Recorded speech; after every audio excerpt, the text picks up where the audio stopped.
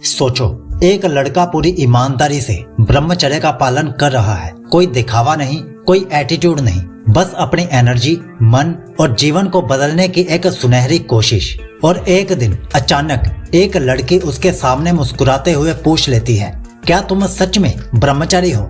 उस एक सवाल ने कमरे का माहौल ही बदल दिया। उसके दोस्तों के चेहरे सीरियस हो गए। लड़की के फ्रेंड अपनी हंसी रोक कर खड़े हो गए। उसके अंदर एक अजीब सी शांति आ गई। और फिर उसने जो जवाब दिया वो इतना पावरफुल था कि सुनकर वहां मौजूद हर इंसान कुछ सेकंड के लिए लिटरली साइलेंट हो गया। यहीं से कहानी शुरू होती है। और यह कहानी सिर्फ एक जवाब की नहीं, बल्कि उस स्टेट की है जहां एक आदमी अपनी एनर्जी, आइडेंटिटी और खुद की मैस्कुलिनिटी पर पूरा कंट्रोल पा लेता है। उसने उस लड़की की आंखों में देखा, लेकिन किसी डिजायर, घबराहट या ईगो के साथ नहीं देखा, बस एक शांत जागरूकता के साथ देखा। और उसी अवेयरनेस में उसने बहुत धीरे, बिना किसी एटीट्यूड के कहा, हाँ मैं ब्रह्मचारी हूँ, लेकिन ये किसी से दूर भागने के लिए नहीं, अपने आप के और करीब आने के लिए है। उसके ये शब्द इतने अनएक्सपेक्टेड थे कि माहौल अचानक प्लेफुल से इंटेंस हो गया। वो लड़की जो पहले थोड़ा मजाक के मूड में थी, अब जेन्युइनली क्यूरियस दिखने लगी। दोस्त जो पहले हंसने वाले थे, अब बिना आंख झपके उसकी बात को सुन रहे थे। वह महसूस कर रहा था कि उसकी आवाज, उसकी एनर्जी और उसका प्रेजेंस पहले से काफी भारी है। जैसे ब्रह्मचर्य ने उसके अंदर एक ऐसा कॉन्फिडेंस खड़ा कर दिया हो जो दिखता नहीं, लेकिन हर कोई महसूस कर लेता है। यही वो पल था जहां कहानी सिर्फ कन्वर्सेशन से आगे बढ़कर इनर पावर की कहानी बन जाती है, जहां लड़के का जवाब नहीं, उसका स्टेट असर डालता है। उसके जवाब के बाद कुछ सेकंड की जो खामोशी बनी, वो नॉर्मल खामोशी नहीं थी। वो वही खामोशी थी जो तब पैदा होती है जब कोई अपनी सच्चाई बोल देता है, बिना डर, बिना दिखावे, बिना वैलिडेशन की भूख के। लड़की ने उसे ध्यान से देखा और पहली बार उसे ऐसा लगा कि वो उसकी आंखों में अलग तरह की रोशनी देख रही है। ये वही रोशनी थी जो उन लोगों में होती है जो अपने अंदर की लड़ाइयां जीत चुके होते हैं और अब बाहर की दुनिया उन्हें हिला नहीं सकती। उसने मुस्कुराते हुए कहा, तुम्हारे अंदर इतनी शांति कैसे है? आजकल के लड़के तो खुद पर कंट्रोल ही नहीं रख पाते। और ये वो पॉइंट था जहां असली डेप्थ शुरू हुई।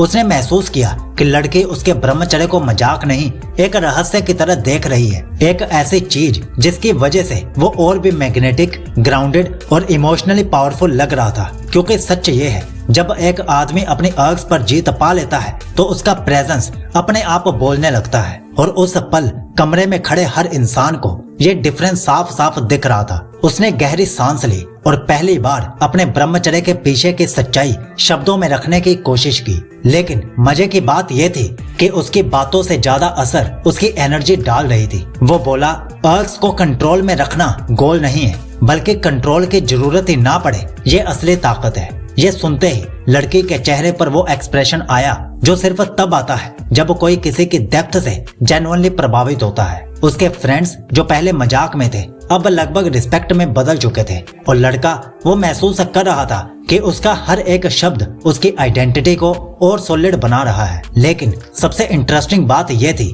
वो लड़की उसकी बात सुनते सुनते खुद भी थोड़ा सीरियस हो गई थी। उसने कहा, ये सब सुनकर लगता है कि तुमने खुद को बहुत समझा है। ये रेयर है और यही कहानी का अनसीन शिफ्ट हुआ। अब सिचुएशन सवाल जवाब की नहीं रही। ये एक आदमी की इनर मास्टरी और एक लड़के की जेन्युइन क्यूरियोसिटी के बीच की बातचीत बन चुकी थी। वो साफ दिख रहा था कि ब्रह्मचर्य सिर्फ उसकी आदत नहीं, उसकी प्रेजेंस बन चुका था। उस पल बातचीत सिर्फ शब्दों की नहीं रही, वो एक ऐसी एनर्जी थी जो दोनों के बीच बह रही थी। एक तरफ उसकी ग्राउंडेड मैस्कुलिनिटी और दूसरी तरफ लड़के की बढ़ती हुई रिस्पेक्ट और क्यूरियोसिटी।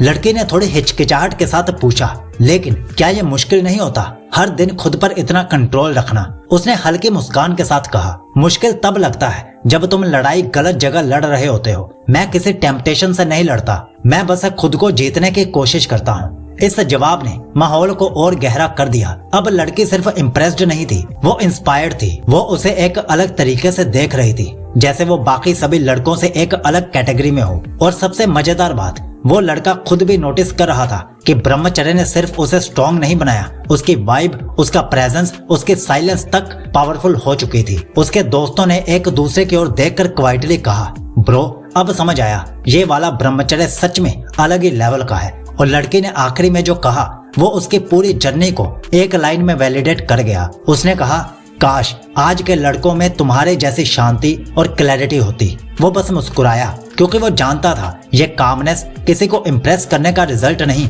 उसकी अपनी अंदरूनी जीत का परिणाम है। और यही जगह से ये कहानी सिर्फ एक सवाल का जवाब नहीं, एक आदमी की एवोल्यूशन बन जाती है। उस लड़के के जाने के बाद कमरा वापस पहले जैसा हो गया, लेकिन उस लड़के के भीतर कुछ हमेशा के लिए बदल चुका था। उसे समझ आ गया था कि ब्रह्मचर्य का असली प्रभाव लोगों को इम्प्रेस करने में नहीं, बल्कि खुद को उस वर्जन में बदलने में है जिसका प्रेजेंस ही लोगों के दिल और दिमाग को हिला दे। उसने महसूस किया कि शांत रहना कमजोरी नहीं, सबसे बड़ी ताकत होती है। और डिसिप्लिन कोई पिंजरा नहीं, एक ऐसी चाबी है जो आदमी को उसकी असली मैस्कुलिनिटी, कॉन्फिडेंस और क्लैरिटी का दरवाजा खोलने में मदद करती है। वो धीरे धीरे बाहर निकला, लेकिन उसके कदम पहले से भारी हो रहे थे, जैसे हर कदम के साथ उसका पर्पस और सॉलिड हो रहा हो। और तभी उसे एहसास हुआ, आज उसने किसी और को इम्प्रेस नहीं किया, आज उसने अपने खुद के अंदर वाले आदमी को प्राउड फील करवाया है। कहानी वहीं खत्म नहीं होती, यहीं से एक नई शुरुआत होती है,